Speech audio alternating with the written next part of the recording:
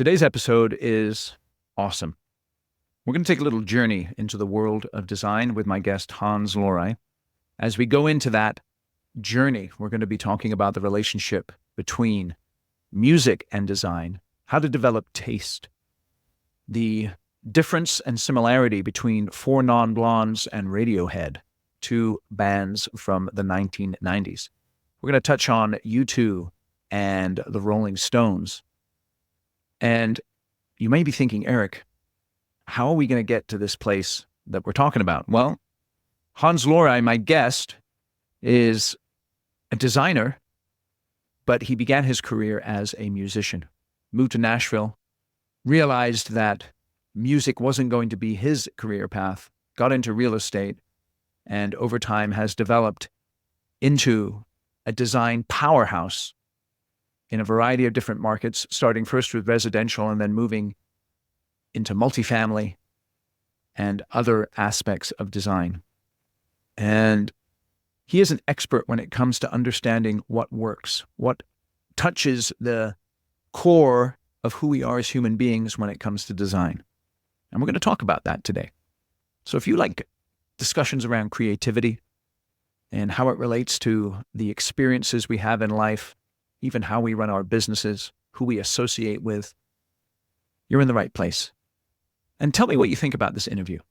Shoot me an email, eric@constructiongenius.com, because I had a great time in this conversation. And I figure if I'm having a good time, then you're going to have a good time. And I want you to hang through this conversation with us because it takes a little while to get going, but then when it gets going, it gets super interesting. And that's what I want you to really tap into is the interest that is in this episode. And specifically what's going to happen, and you know this is true, it's like you're going to listen to this conversation and it's going to spark your interest in other areas. It'll click other areas in for you that are important to you. And that's the benefit of listening to the dialogue that Hans and I have here today. So, enjoy this conversation. Thank you for listening to Construction Genius. Let's dive right in. This is Eric Anderton, and you're listening to Construction Genius, a leadership masterclass. Thomas Edison said that genius is 1% inspiration and 99% perspiration. If you're a construction leader, you know all about the perspiration, and this show is all about the 1% inspiration that you can add to your hard work to help you to improve your leadership.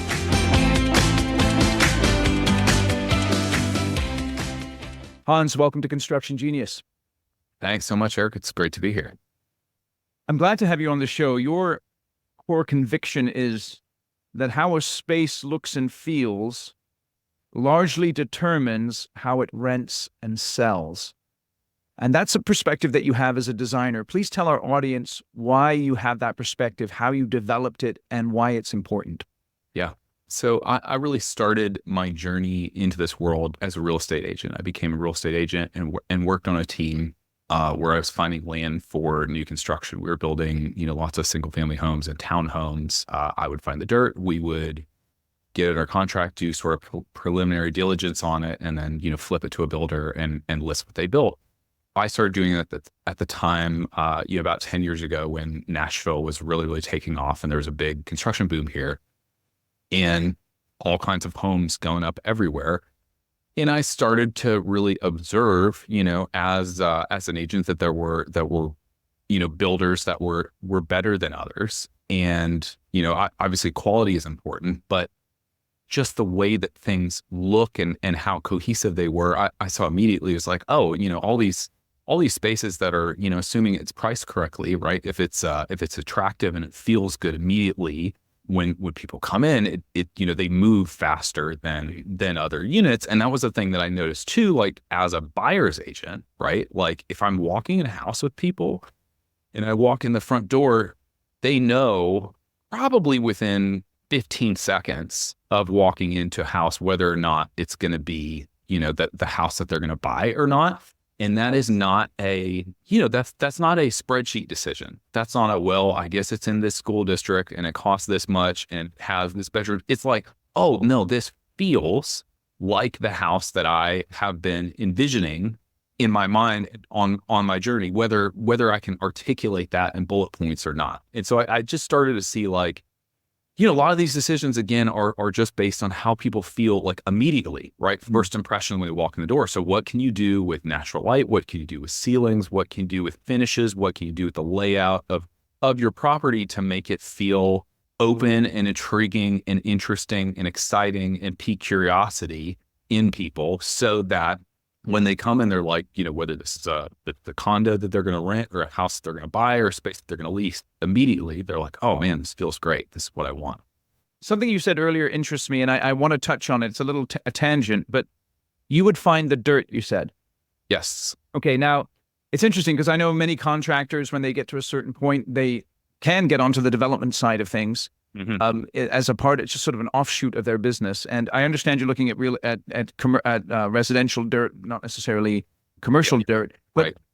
In your time looking for dirt, what were some of the things that you learned in that process?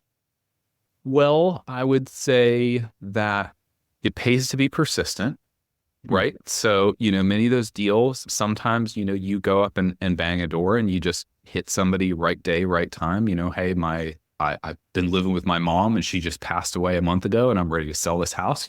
Things like that would happen.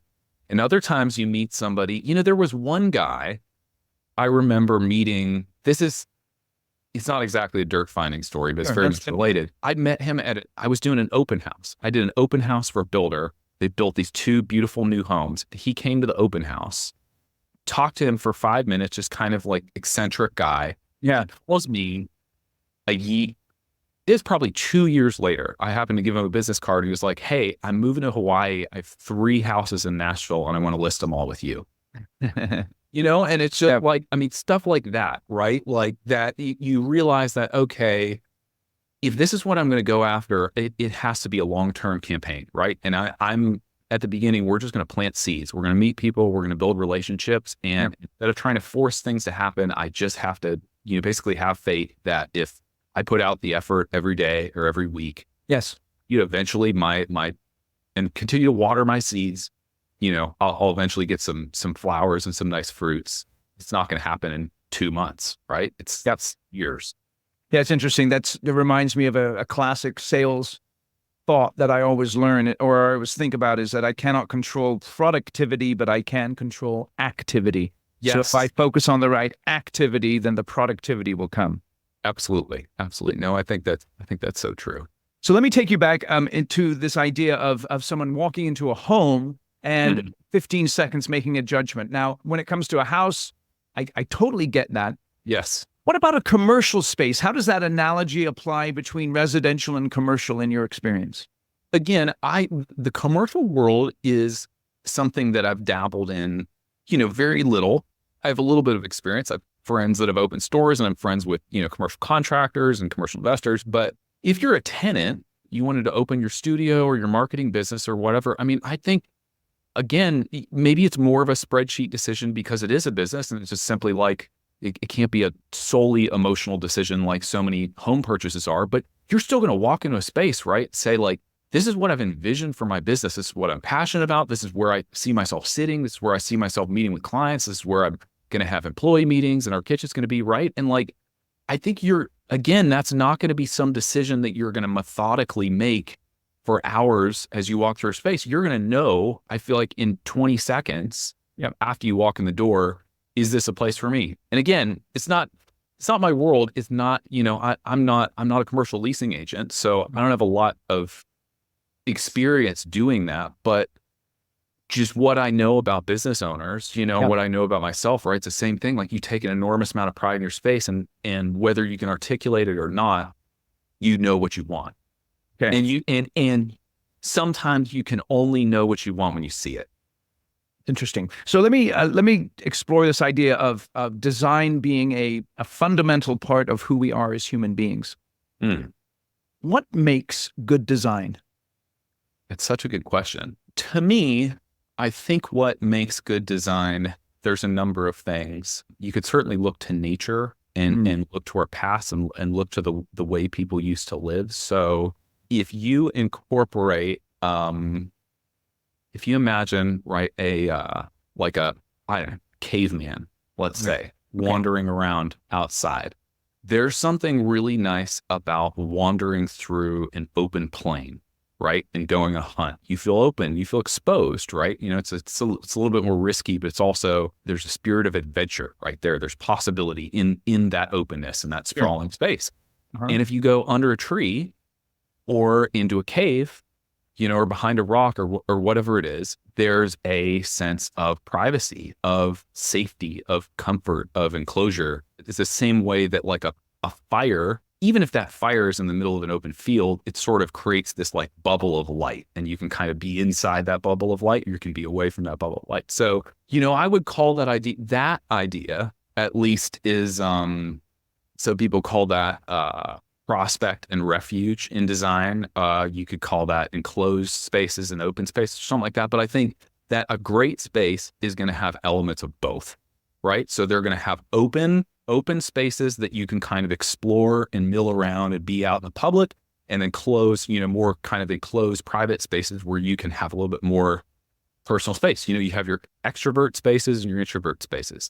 So I think that's one thing that does that in nature. It's like it's very apparent when you walk around in nature that people enjoy both those things. So we have to offer those in our homes and buildings. I think that's a good one. You know, I think another thing that makes good design is, this is like so basic, but it's just like visual interest, right? Like, do I see things when I walk into a space that are intriguing to me? Or is everything just totally the same that I've seen before, right? So like, are there things that you can do? This is on a really simple, small level, but like just the doorknobs or the light switches or like the type of desk you can use or the stair railing, right? Like, are there things there that give me a sense of, oh, wow, this is a little bit different than I've seen before. And this is more intentional than the last office building that I walked through, the last home that I walked through, right? And like, I really like the way that they took the time to, you know, add extra detail in the casework for the doors, or, you know, whatever that is. Taking the time to be intentional about a few small details really in any kind of building does not have to break the bank on a budget. It can make all the difference in terms of the perception. Okay. It's really interesting. I know when you were in high school, you played in some bands. Yes. What did you play? Played guitar and sang. So I was really like a singer-songwriter, performer, front guy. What kind of style? Give me an idea of your style.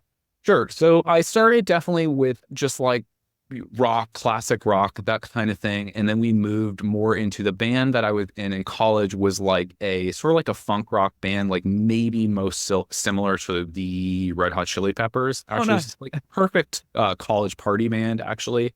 And so that's what I thought I was going to do, is music, like at least all through college. And so I actually moved with my college band to Nashville, Tennessee to make it, as you do. No way. And that band immediately broke up, as bands do. But it was, you know, it was fortunate timing. I spent a couple years, unintentional years, let's say, having a good time with friends and in the restaurant business and dabbling in music. And then, you know, right around the time that Nashville really started to take off, real estate wise, and I started to see all these nice new homes go up around me. That's when, you know, my curiosity peaked in regards to real estate. And so it was great timing. It worked out well. Okay, so this is really interesting. So you moved to Nashville, right? And yes, that's where all the ballers are in terms of music, right? That is where basically all of country music, which has basically become the pop music in the United States, right, created. All of it is made there, right? And but the talent level of the people there is tremendous, isn't it? It's nuts. It's nuts, and you totally take it for granted when you live here. You can just go anywhere and see like unbelievably talented people, you know, at so many different venues, restaurants, bars, funky tonks, that kind of thing, all over the place. Like I don't know, the talent level of, you know, the barista, right, at your coffee shop is probably off the charts relative to another city. It's a really, really special place. And I forget how special it is. And then you like travel to other cities and you realize, oh, like live music is just not nearly as much of a thing. So let me ask you a question about that then. When you got to Nashville and you began to compare your musical ability to the mean or the average or whatever like that, what did you find? That I was very average. That everybody is really good. And it also, you know, I really started to realize I mean, we could go back to the planting and watering seeds Yeah. analogy, right? Yeah. Yeah. That everybody that really makes it in that industry, for the most part, they've been working really hard at it for about a decade. Yeah. And they've built the right relationships. They've written songs with the right writers. They've made friends with they have the right publishing deal. They're friends with the right label. They're friends with radio promoters, whatever it is. It's a cumulative and compounding effort that, at some point, one song or some effort breaks through. So I realized, wow, you really have to love this so much that you're, basically willing to live in poverty for a decade to make it as a musician. I mean, there's certainly exceptions to that, but that I would say that's to be expected if that's what you want to do. Hey, this is Eric. Thank you so much for listening to my conversation with Hans. And I'm going to stop here for a second and tell you about my book, Construction Genius. This is such a great book. I tell you, I was chatting with one of my clients, and he was telling me how he marks the book up and takes notes and reads it and rereads it. He shared it with people in his organization.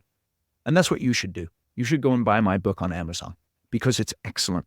It's effective, hands-on, practical, simple, no BS, leadership, strategy, sales, and marketing advice for construction companies. I've got 20 years of experience working with contractors. I know what you guys go through, and I've encapsulated all of that experience in this book. And it's only $19.99 on Amazon. Boom. But wait, there's more.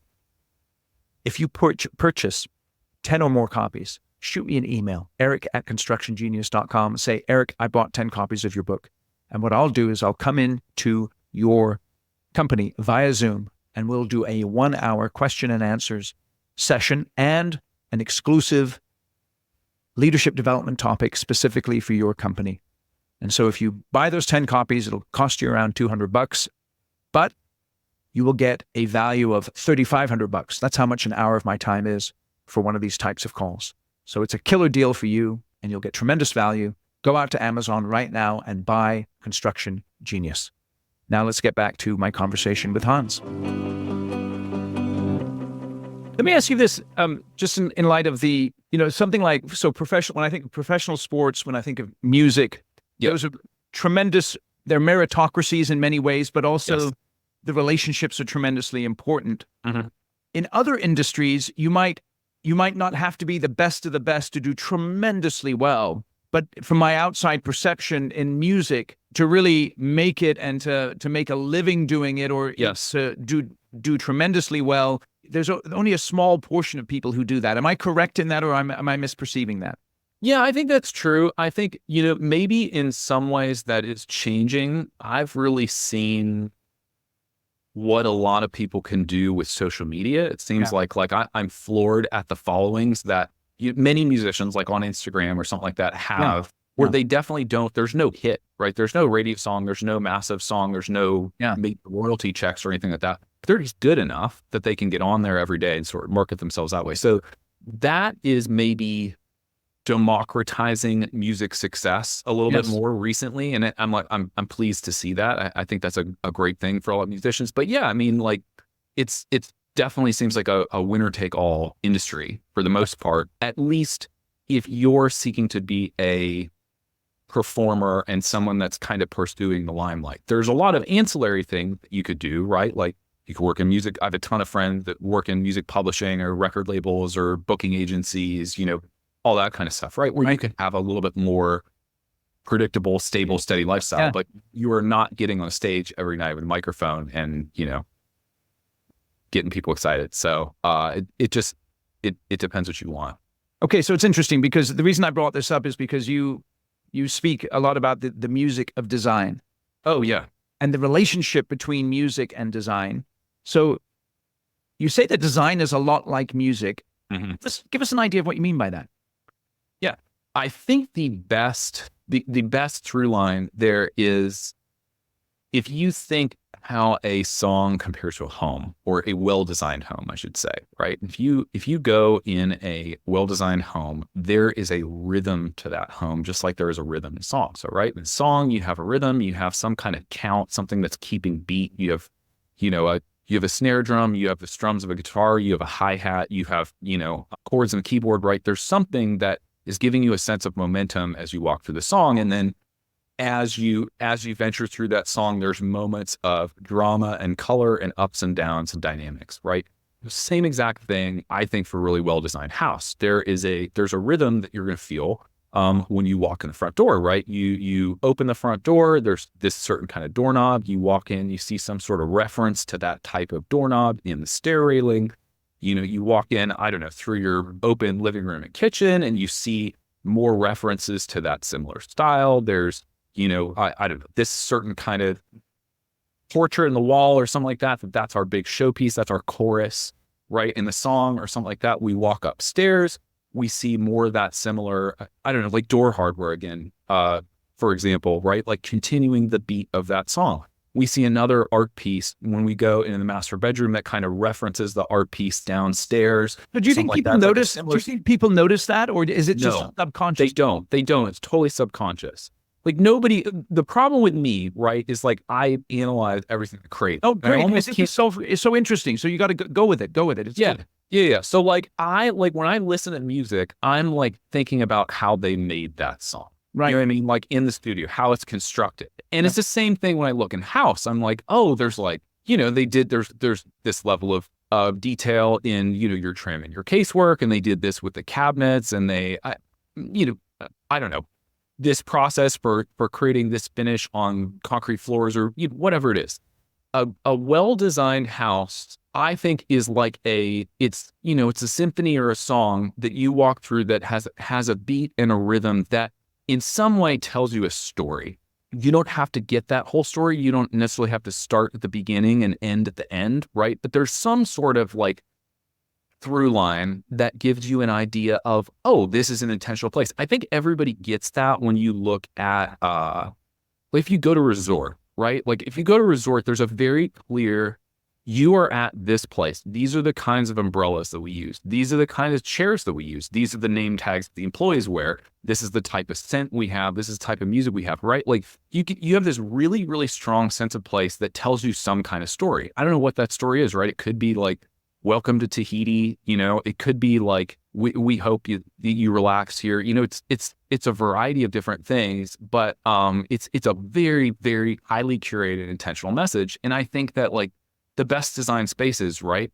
They do that. If you think about hospitality, if you go into a restaurant, right? Like there's a very clear and strong aesthetic. Like the reason people like to go out to eat is not just because a place has great pizza. It's because the environment at the restaurant feels so much more compelling than at their house. Yes. And they want to get out of the house and like do something. That's another thing. I'm sorry, I'm not staying on topic here, but go. It's fine.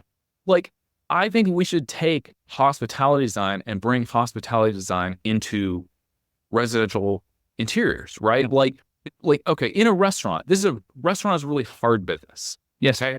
One of the hardest business, right? Yes, like, it is. Super, super low margin. It's very difficult to control costs, like crazy turnover. So for restaurants, number one, bankruptcy, construction, number two. Go ahead. Oh, go on. Yeah, like brutally hard business.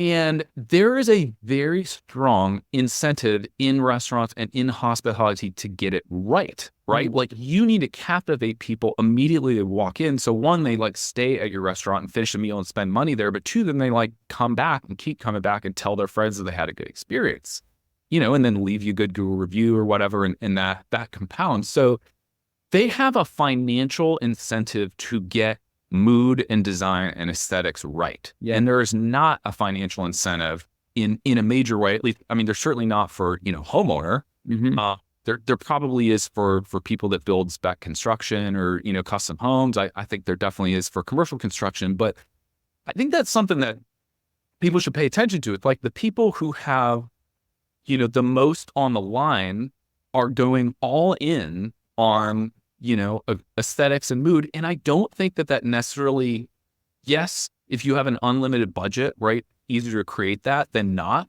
But right. I think a lot of that is just being intentional about, let's use the same light bulbs in a space. Let's not have like blue, super white light bulbs over the bar and then really dim light bulbs next to the table. Like just simple little cohesive stuff like that, right? That I see that people miss all the time, I think is huge.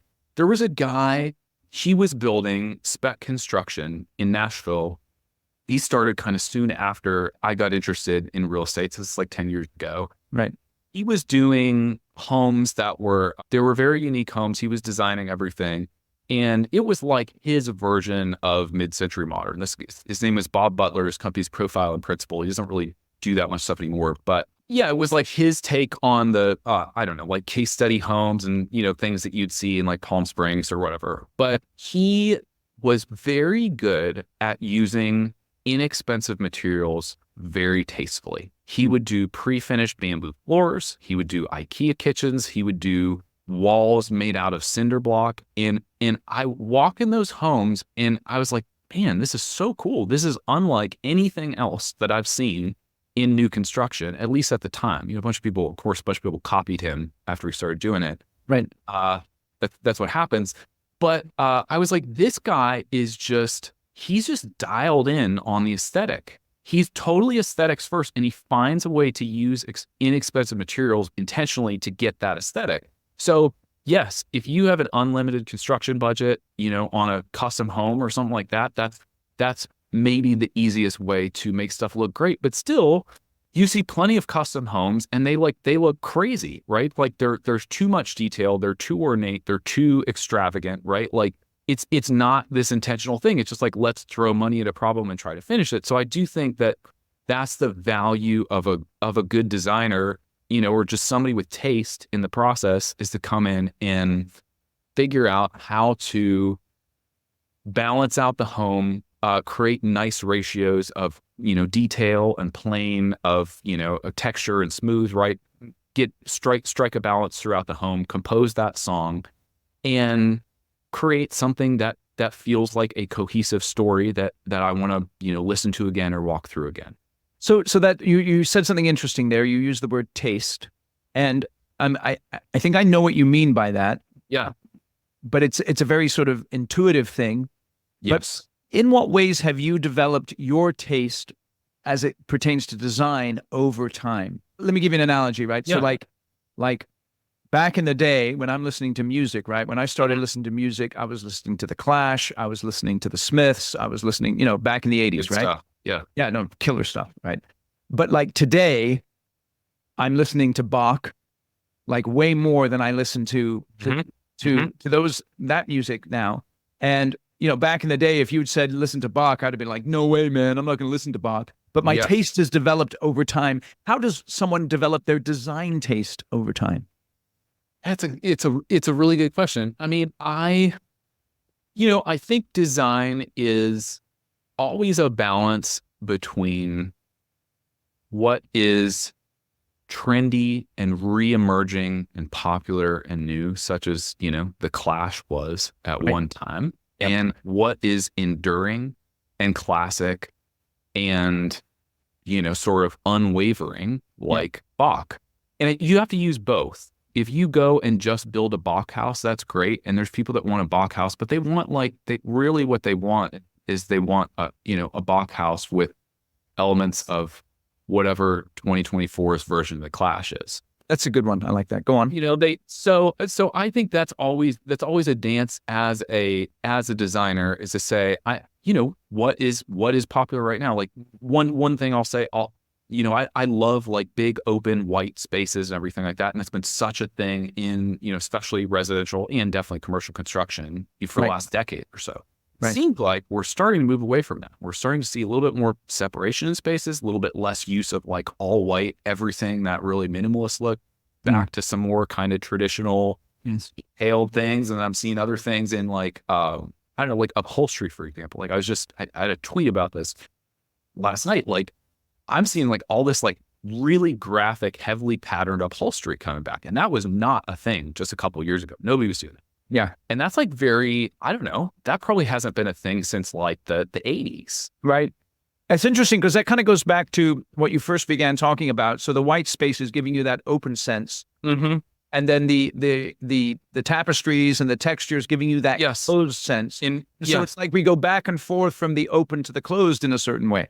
We oscillate. Another related to this that I just want to hit on is there's enticement when something is new, right? So, and I feel like this is where you really have to practice as a designer. Whenever anything's new and you haven't seen it before, it's always going to look good, right? And then the question is, or it's always going to look exciting. And again, it like tickles your eye. You haven't seen this before. Yeah. So what you kind of have to figure out as a designer is that thing going to look bad in 5 years or 10 years, you know? And so like, do I want to lean into trends and be sort of relevant to what people want to see and what people are you know, excited for and anticipating in, you know, this year and years to come? Absolutely. Right. But then I also probably want to stay away from things that are like overly trendy. And I think a way to do that is becoming, you know, somewhat versed in like architecture design history, right? And you realize maybe this is just something, this is something out of the 30s. This is like Art Deco, right? That's reiterating itself. So if that's the case, it's been a big thing before. It's part of a lot of classic buildings that people really love. It's probably a safe thing to lean into. Yeah. Versus if this is just some sort of like arbitrary, trendy TikTok thing, you know, maybe I want to lean less into it. So I don't know how profound I'm being there, but. Well, I just had a thought there. It's interesting about our taste evolving. If design is linked to who we are as people, over time, as your understanding of who you are as a person or what it means to be a human being changes and evolves, that's how your taste begins to change and evolve. Yeah. No, I think that's really true. And I think that as you grow, as you age, as you mature, there's probably less of a need to prove yourself. I remember my grandmother saying this, and I just thought, man, it's so interesting. She's always somebody that has, had a beautiful home, but like lots of these like beautiful outfits, right? She had a great closet full of all this cool stuff. And she said to me, or this is probably 10 years ago, she was like, you know, like I have all the clothes I need. I love all my clothes and I don't need to buy any more clothes at all. Like I never really need to buy another outfit again because everything I have, I like and I know what I like. Right. You know, and that's pretty cool. To like have this collection of stuff that you're just like, I'm very comfortable in my taste. I'm not going to change my taste. I don't need to like update it. I'm not going to live long enough to need to update this. So I think that you could probably say the same thing about a younger designer, right? You need to break out. You need to like really, I don't know, like make a splash and really, you know, maybe like kind of shock people or something and get attention about yourself whereas as you grow and mature, I think maybe you could be a little bit more into this is what I like, this is what I don't like. I care way less what's trendy. I just care about what's, you know, classic and good and I like and what my clients will want. And I don't need to lean into novelty and trend as much. So it's hard to say like what the, you know, right or wrong approach is, but the world's a noisy place, and if you don't have a business, you need to catch attention somehow in the earlier part of your career. And you as a designer, it's easier to do that by not being safe than being safe. Yeah. So this is interesting because this brings up another thing that we can think about in terms of the relationship between music and business. So I'm going to throw out two bands here, cool. And I'm sure you'll remember both. First one is Four Non Blondes, right? Oh yeah. Okay, what pops into your head when I say that? And I said, hey, yeah. Right. So that's their one hit, right? Yeah. Okay. Now, Radiohead. What pops into your head when I say radio? Creep. Exactly. Yeah. Now, listen. They both came out with those records at the same time, and initially, was that the same year? It was right around the same year. Yeah. It was around the same year. And initially, both bands were thought of as kind of one-hit wonders, right? So Radiohead had Creep, and Four Non Blondes had What's Up. Now, what's interesting about that is that obviously the trajectory of both bands is completely different. Have more different careers. Yeah. Now, what's interesting is that one thing that Radiohead have done, they've over time really aggressively looked to reinvent themselves. Every record is different. Oh yeah. Yeah, and so particularly when you go from Paranoid Android, that one album, and then you go to Kid A, right? So you that's a complete Different change. band. Different band. Yeah. And they forced themselves to do that, and it was a tremendous amount of risk. How does that then relate to the career of a designer? Because, they could have kept putting out creep-like music and probably done perfectly well, but from their own perspective as creative beings, so to speak, they weren't happy with that, and they forced themselves to do other things. How does that relate to a designer's career, perhaps? Or even the career of anyone when it comes to whatever you're doing? It's such a good question. I mean, I think that there's risk in there's pros and cons. Yeah. So you can go and be constantly reinventing yourself, but the problem, of course, is like we look at Radiohead and we say they were very successful in doing that, but maybe if they had reinvented themselves as a, I don't know, like Korean pop band, like we wouldn't be having this conversation. So here's actually what it boils down to. It's taste. Yes. Right. And that is, I was just listening to one of my absolute favorite podcasts, this guy, Greg Eisenberg. He has a podcast called the Startup Ideas Podcast. He recently changed the name on it, but he was talking to, I think, Alex Lieberman on that podcast who started Morning Brew. Uh-huh. And they were talking about taste and talking about hiring for taste and like how taste, like when we talk about taste, we act like taste is this objective thing. Yeah. That you have taste or don't. But really the way that we measure taste is totally subjective. Right. Like the way that we say if somebody has good taste is we are rating their taste based on our taste of their taste. Yeah.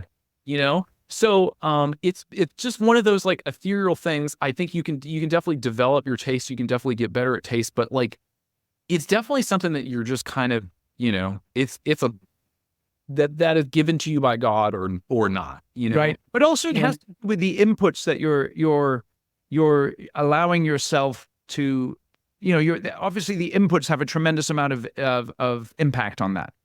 Yeah, I think what you're choosing to listen to, so to speak. I think that's really true, and I think what you're choosing to listen to at that formative time. Yes. Where you kind of you solidify your taste a little bit more, and then you start like projecting that taste. Yeah, I think that's really critical. But it's like whoever is in charge of Radiohead, right, which is Johnny Greenwood and Tom York.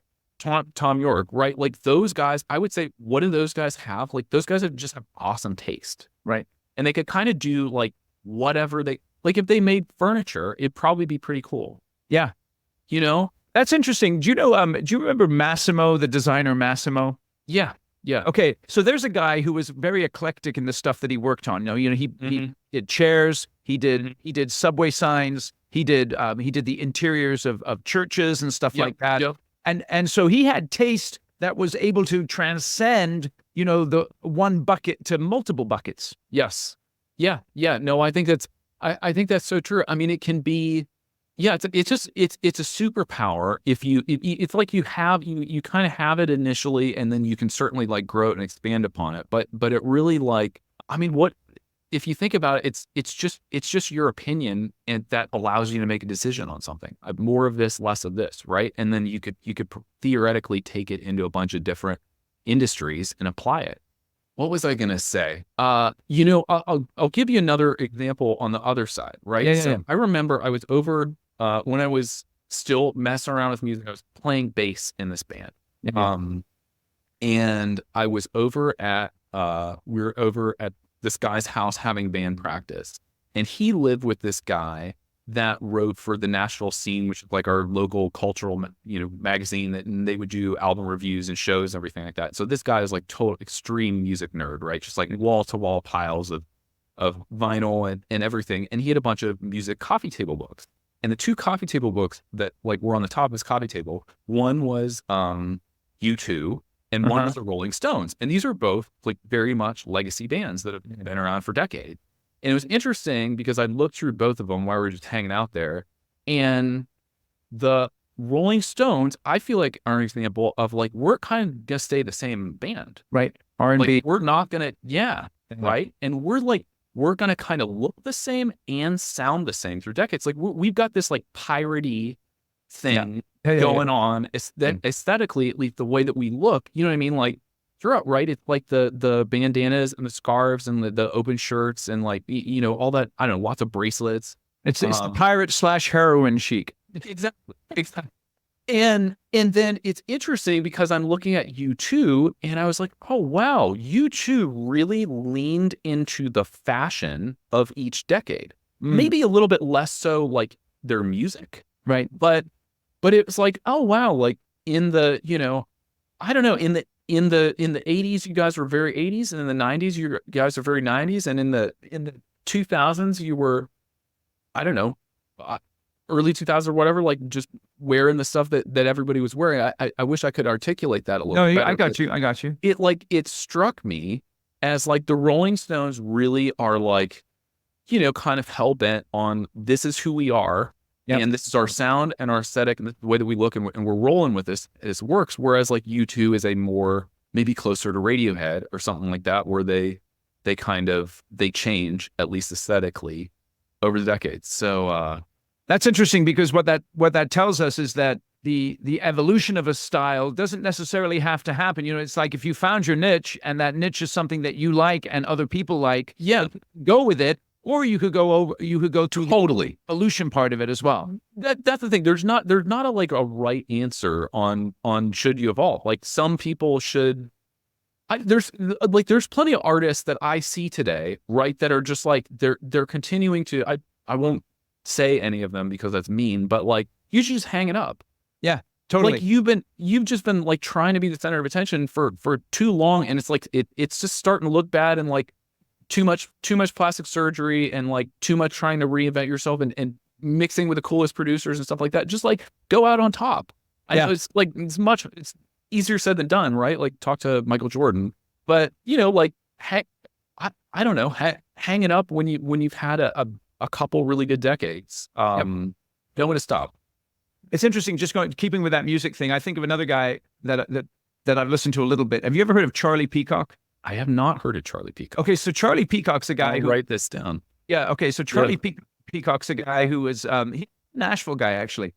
Oh, and really? Okay, well, cool. no, originally he was out here in the Sacramento area. He's actually from a town called Yuba City, which is up north from here, which is hilarious. That he's from Yuba City, and yeah. Anyway, he got into like he was in CCM for a while, the Christian. Cool.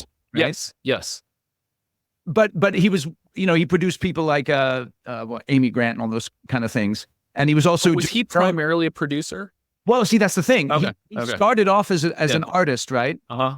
And then he had the CCM phase. Yeah. And now he's really a producer. And so what I think he did is like he got to a point in his career where he's like, I don't want to do this pop stuff anymore. That's not really me. He's more of a jazz guy now. Yeah. And he went from in front of the camera, so to speak, to behind the camera, to producing. And so that was an interesting evolution for him. Yeah, I think you can do that.